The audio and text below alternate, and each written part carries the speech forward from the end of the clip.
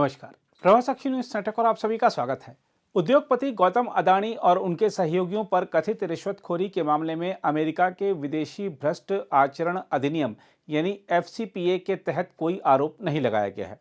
Adani green energy limited ने यह जानकारी देते हुए कहा है कि उन पर प्रतिभूति धोखाधड़ी तथा वायर धोखाधड़ी के तहत आरोप लगाया गया है, जिसमें मौद्रिक दंड लगाया जाना शामिल है।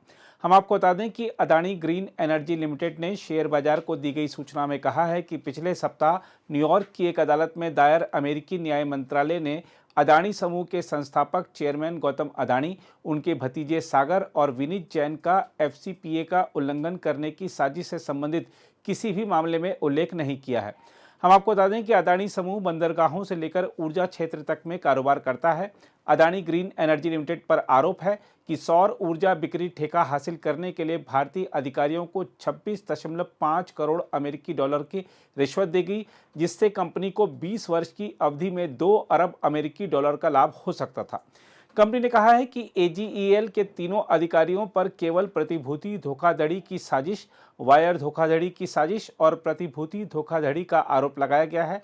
आमतौर पर ऐसे आरोपों के लिए दंड रिश्वतखोरी की तुलना में कम गंभीर होते हैं। इसमें कहा गया है कि गौतम तथा सागर पर प्रतिभूति अधिनियम की धाराओं के उल्लंघन और अडानी ग्रीन को इन अधिनियम का उल्लंघन करने में सहायता करने व बढ़ावा देने के लिए दीवानी शिकायत भी दर्ज है।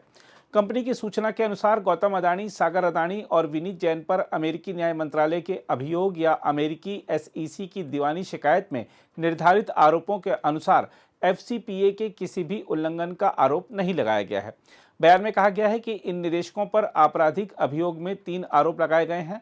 उन पर प्रतिभूति धोखाधड़ी का षड्यंत्र रचना, वायर धोखाधड़ी का षड्यंत्र रचना और प्रतिभूति धोखाधड़ी का आरोप है। कंपनी ने कहा, अभियोग में किसी भी जुर्माने और दंड को निर्दिष्ट नहीं किया गया है। कंपनी ने बताया है कि दीवानी शिकायत के आरोप के मुताबिक अधिकारियों ने प्रतिभूति अधिनियम 1933 और प्रतिभूति अधिनियम 1934 की कुछ धाराओं का उल्लंघन किया। अडानी ग्रीन एनर्जी लिमिटेड को इन अधिनियमों का उल्लंघन करने में मदद की और बढ़ावा दिया। कंपनी की सूचना के अनुसार शिकायत में प्रतिवादियों को सिविल मौद्रिक दंड का भुगतान करने का निर्देश देने के लिए आदेश देने का अनुरोध किया गया है, लेकिन इसमें जुर्माने की राशि कितनी हो, इसके बारे में कुछ नहीं कहा गया है।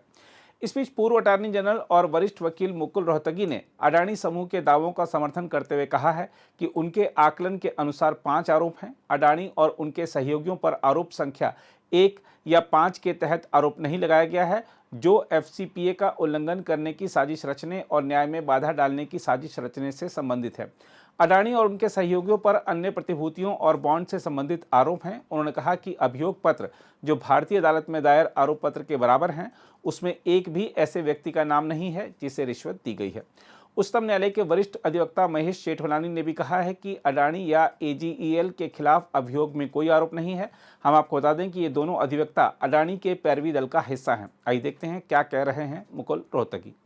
ये मैंने इंडाइटमेंट पढ़ा, ये चार्जशीट की तौर से है। इसमें 5 चार्जेस हैं। पहला चार्ज और 5वां चार्ज इंपॉर्टेंट है। पहला चार्ज है कि अमेरिका का कानून जो करप्शन का कानून है, करप्शन विदेश का कानून, अमेरिका में नहीं बाहर, उस चार्ज में कई लोगों का नाम है, लेकिन ना अडानी का नाम है ना उनके नेफ्यू का नाम है। चार्ज नंबर 5 में जो चार्ज है कि न्याय के रास्ते में बाधा डालना, ऑब्स्ट्रक्शन ऑफ जस्टिस, जो एक सीरियस ऑफेंस हो सकता है, उसमें भी ना मिस्टर अडानी का नाम है ना उनके भांजे का नाम है।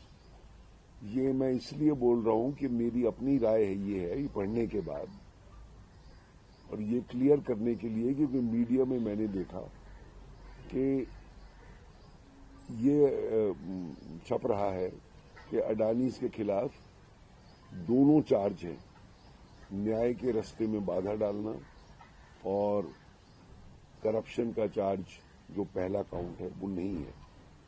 ये मेरी पर्सनल राय है। अडानी ग्रुप क्या इसका जवाब देगा वो अपने लीगल सलाहकारों से करेगा जो अमेरिका में होंगे, या क्या टिप्पणी अडानी ग्रुप करेगा वो उसकी मर्जी है, ये मेरी पर्सनल राय है और ना इसमें अडानी का कुछ कंट्रीब्यूशन है, ना उनकी कोई ये राय है। दूसरी ओर अडानी मुद्दे पर संसद के दोनों सदनों में हंगामा जारी है। आज भी दोनों सदनों की कार्यवाही इसके चलते दिन भर के लिए स्थगित करनी पड़ी। लोकसभा में नेता प्रतिपक्ष राहुल गांधी ने उद्योगपति गौतम अडानी की गिरफ्तारी की मांग फिर उठाई और आरोप लगाया कि केंद्र सरकार उन्हें बचा रही है। उन्होंने संसद परिसर में संवाददाताओं से बातचीत में दावा किया कि अमेरिका में अडानी को हजारों करोड़ रुपए की अनियमितता के मामले में अभ्यारोपित किया गया है। ऐसे में उन्हें जेल में होना चाहिए। You think Adani is going to accept the charges?